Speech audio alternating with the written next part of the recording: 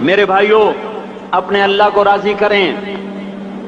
جن دکانوں کے پیچھے نمازیں چھوٹ گئیں، جن دکانوں کے پیچھے سچ کو طلاق ہو گئی، جن دکانوں کے پیچھے دیانت چلی گئی، خیانت آ گئی، بددیانتی آ گئی، ہاں اللہ تعالیٰ قیامت کے دن کہے گا بددیانت سے، وہ تو نے جو امانت کھائی لے کے آ، وہ امانت جو تو کھا گیا تھا لے کے آ۔ کہے گا یا اللہ کہاں سے لاؤں، وہ تو دنیا میں رہ گئی۔ اللہ تعالیٰ فرمائیں گے پڑی ہوئی ہے جہنم میں، پڑی ہے، جا اٹھا کے لا۔ وہ جہنم میں کیسے جائے؟ تو فرشتے ماریں گے چل، اور وہ اس کو لے کے چلیں گے، اور چلتے چلتے دوزخ کا سب سے خطرناک حصہ حاویہ، وہاں اس کو لے کے جائیں گے جہاں منافق رہتے ہیں۔ بددیانت لوگ حاویہ تک چلے جائیں گے ایمان ہونے کے ساتھ بھی۔ امانت کو کھانے والے لوگ حاویہ میں چلے جائیں گے، جو منافقین کی آگ ہے اس میں۔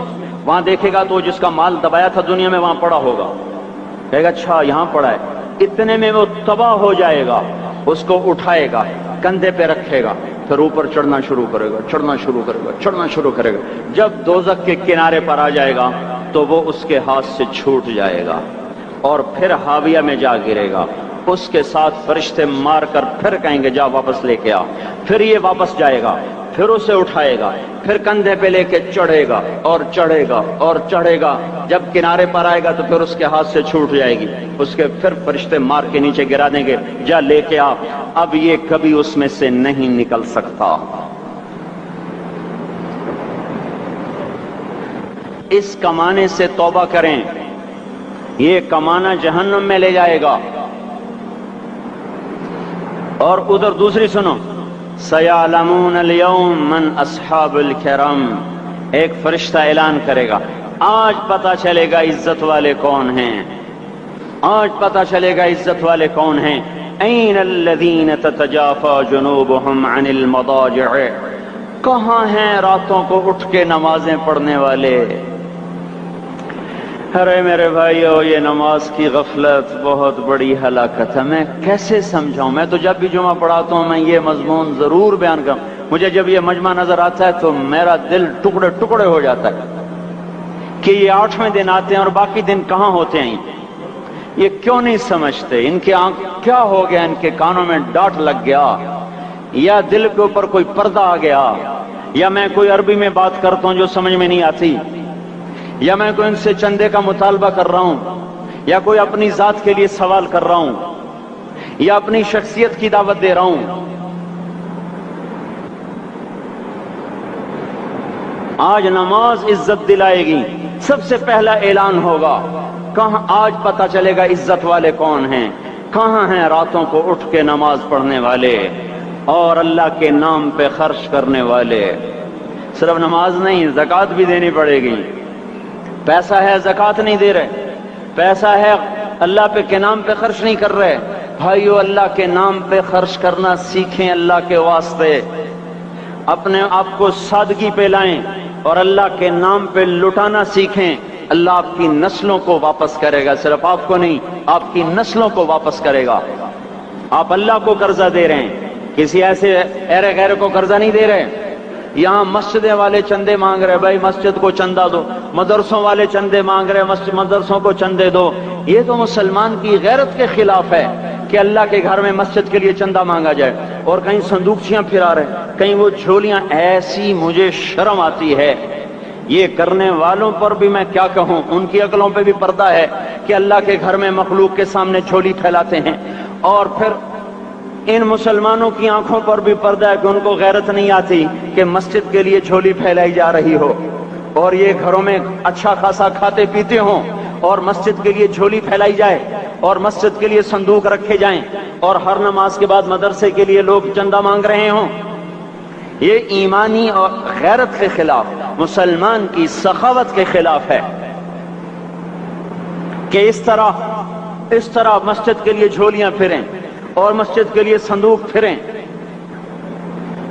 ہم تو اللہ کے نام پہ بے دھڑک لگائیں، اقیموا الصلاۃ وآتوا الزکاۃ، اقیموا الصلاۃ وآتوا الزکاۃ 67 دفعہ یہ حکم چلا ہے، اور ہر دفعہ زکوٰۃ کے ساتھ نماز، نماز، زکوٰۃ، زکوٰۃ، نماز، نماز، زکوٰۃ، زکوٰۃ، نماز۔ نماز پڑھنے والے زیادہ ہیں نسبتاً زکوٰۃ دینے والوں سے، زکوٰۃ دینے والے تھوڑے ہیں، پیسہ جاتے ہوئے جان جاتی۔ ہمیں نہ دو، اپنے غریب رشتہ داروں کو تلاش کر کے دیں، اپنے غریب رشتہ داروں کو، اپنے غریب پڑوسیوں کو۔ آج جو صحیح دیانتدار تنخواہ دار ہے وہ بھی مستحق زکوٰۃ ہے اگر وہ دیانتدار ہے تو۔ اگر رشوت نہیں لیتا تو آج کا ایس پی بھی مستحق زکوٰۃ ہے۔ میرا ایک دوست ایس پی کہنے لگا میں زکوٰۃ کا مستحق ہوں،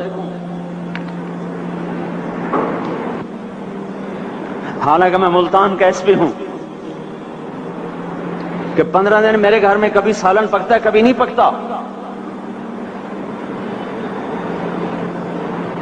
اپنے اوپر صرف خرچ کرنا۔ بچے کو کھلونے کی خواہش تھی، 1000 روپے کے کھلونے لے کے دے دیے۔ کیا ظلم ہے یہ؟ 1000 روپے کے کھلونے بچے کو لے کے دے دیے۔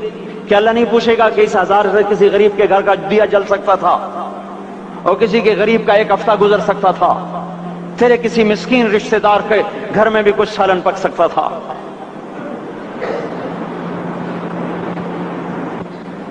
رزق دیا تو اس کا ہوش نہیں کہ اس کا حق ادا کریں، جان دی تو اس کا ہوش نہیں کہ اس کا حق ادا کریں۔ سجدہ جان کا حق ہے، اور زکوٰۃ اور صدقات یہ مال کا حق ہے۔ میں کب اپنے لیے مانگ رہا ہوں؟ میں کہہ رہا ہوں اللہ اپنے غریب رشتہ داروں کو دیں، ان کو تلاش کریں اللہ کے واسطے۔ اپنی بیویوں سے پوچھو سونے کی زکوٰۃ دی ہے؟ دے، ورنہ تو خود پکڑی جائے گی، تیرا زیور تیرے لیے گنجا سانپ بن کے تیری زبان کو ڈسے گا۔ ان کا میں نے تو بچیوں کے لیے سنبھال کے رکھا ہے، اس کی زکوٰۃ دو پھر ٹھیک ہے، ورنہ اسم کو توڑ کے اس کی زکوٰۃ دو، نہیں تو یہ مال پکڑوا دے گا قیامت کے دن۔ نماز نہیں چھڑا سکتی اگر زکوٰۃ نہیں دی، اور زکوٰۃ نہیں چھڑا سکتی اگر نماز نہیں پڑھی۔ مسجد بنا دی 50 لاکھ میں، اگر خود نمازی نہیں تو یہ مسجد بنانا اسے جہنم سے نہیں بچا سکتا۔ میرے بھائیوں، اپنی جان کا بھی صحیح استعمال کریں اور اپنے مال کا بھی صحیح استعمال کریں۔ ہم ایسے اندھے نہیں ہیں کہ جو بچے نے چاہا لا کے دے دیا، جو بیگم نے مانگا اٹھا کے دے دیا۔ نہیں نہیں، ہم پہلے دیکھیں گے اپنے اوپر۔ حضرت عثمان رضی اللہ عنہ کے پاس ایک سائل ہے، حضور سے مانگنے آیا، آپ نے کہا عثمان کے پاس چلے جاؤ۔ عثمان سے مانگنے گئے تو آگے بیوی پہ لڑ رہے، کس بات پہ؟ یوں کہہ رہے، وہ باہر چھوٹے چھوٹے گھر ہوتے تھے تو باہر آواز آ رہی، بیوی کو کہہ رہے اللہ کی بندی رات تو نے چراغ میں بتی موٹی ڈال دی، وہ بتی ڈالتے تھے نا اس کی روئی کی، تو تیل زیادہ جل گیا۔ تو یہ کہنے لگے یہ کس کنجوس کے پاس بھیج دیا؟ جو بیوی پہ لڑ رہا ہو کہ تو نے بتی موٹی ڈالی ہے تو یہ مجھے کیا دے دوں، یہ دمڑی بھی نہیں دے گا۔ جب ان کو باہر بلایا اور خیرات مانگی کہ وہاں سے آیا ہوں، تو انہوں نے اندر گیا، ایک تھیلی اٹھائی، نہ پوچھا کہ کتنے چاہیے، نہ پوچھا کہ کون ہو، 3000 درہم اٹھا کے دے دیے۔ وہ حیران ہو کے کہنے لگا یار ایک بات تو بتاؤ۔ کہا کیا؟ کہا یہ مجھے تو نے اتنے دے دیے کہ میری اگلی نسل کو بھی کافی ہیں، اور خود بیوی پہ تو لڑ رہا تھا کہ بتی موٹی کیوں کر دی؟ کہنے لگے وہ اپنی ذات پہ خرچ تھا، وہ پھونک پھونک کے کرنا ہے، یہ اللہ کو دے رہا ہوں جتنا مرضی دے دوں، یہ تجھے تھوڑا دے، اللہ کو دے رہا ہوں۔ تو اپنی جان کو بھی لگائیں اللہ پر اور اپنے مال کو بھی لگائیں اللہ پر۔ اور میرے بھائیوں اپنی کمائیوں کو حلال پہ لائیں، اور بیویوں کو سمجھا دیں کہ ہم تمہاری خاطر دوزخ میں نہیں جا سکتے۔ یہ ہم اس پر توبہ کریں، اس پر توبہ کریں، اور یہ آبادی ہر وقت ہونی چاہیے مسجد کی۔ چلو کوئی جو جہاں سے بھی آیا ہے مسجد کے عادی بنو میرے بھائیوں۔ ہماری جماعت گئی تھی اردن میں 1991 میں، تو ہم اسرائیل کے بارڈر پر چلے۔ انہوں نے بتایا کہ یہ ہم سے آمد رفت بات چیت ہوتی رہتی ہے، چونکہ کچھ عرب ادھر رہتے ہیں کچھ عرب ادھر رہتے ہیں، رشتہ داریاں ہیں۔ تو کہا یہ یہودی ہم سے پوچھتے ہیں تمہاری فجر میں نمازی کتنے ہوتے ہیں اور تمہارے جمعے میں نمازی کتنے ہوتے ہیں؟ ہم نے پوچھا یہ تحقیق کیوں کرتے ہو؟ ان کا ہماری کتابوں میں یہ ہے کہ جب فجر کی نماز کے نمازی اور جمعے کی نماز کے نمازیوں کی تعداد برابر ہو جائے گی تو یہودی دنیا سے مٹ جائیں گے۔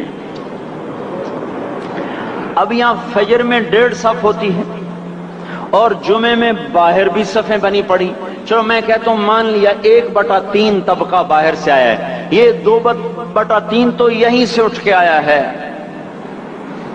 یہ کیوں نہیں ہر نماز میں آتا؟ میرے بھائیوں اپنے حال پہ رحم کریں، اللہ کے واسطے میری پکار کو سنیں۔ میں آپ کو کوئی فلسفہ نہیں سمجھا رہا، میرا روزانہ ہر جمعہ جب آتا ہوں میں یہی مضمون بیان کرتا ہوں، میں روزانہ آپ کو نیا بیان سنا سکتا ہوں۔ 360 دن ہیں، میں اللہ کے فضل سے آپ کو روزانہ نیا 360 دن میں آپ کو 360 نئے بیان سنا سکتا ہوں۔ میں یہاں بیان کرنے نہیں بیٹھتا، اپنا دکھڑا میں روتا ہوں کہ پوری گلستان کالونی جہنم کی طرف جائے اور میں ان کا پڑوسی ہوں اور میں انہیں جہنم میں جاتا دیکھوں اور میری ہائے نہ نکلے تو میں ڈوب کے مر جاؤں۔ جلتا کتا ہم نہیں دیکھ سکتے اور اس ہماری آنسو نکل پڑیں، چوہے کو ہم جلتا نہیں دیکھ سکتے اور میں اتنی شکلوں کو جہنم میں جاتا دیکھوں۔ جس نے فجر آج نہیں پڑھی اس نے پر جہنم کو واجب کر لیا، جو اب آئندہ اثر نہیں پڑے گا اس پر جہنم واجب ہو گئی، پھر میں کیا مضمون بیان کروں، کیا فلسفے بیان کروں؟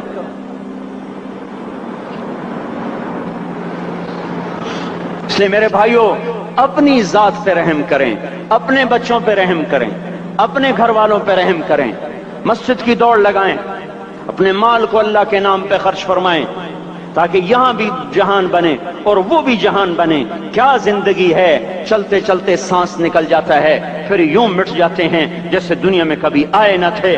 پوتے پوچھتے ہیں ابا دادا کی قبر کہاں ہے؟ ابا کہتے ہیں بیٹا یہیں کہیں مل گئی، پتہ نہیں کہاں ہے۔ آج تو اگلی نسل دادے کی قبر نہیں دیکھ سکتی، ہم اس دنیا کی خاطر اللہ کے باقی ہو جائیں۔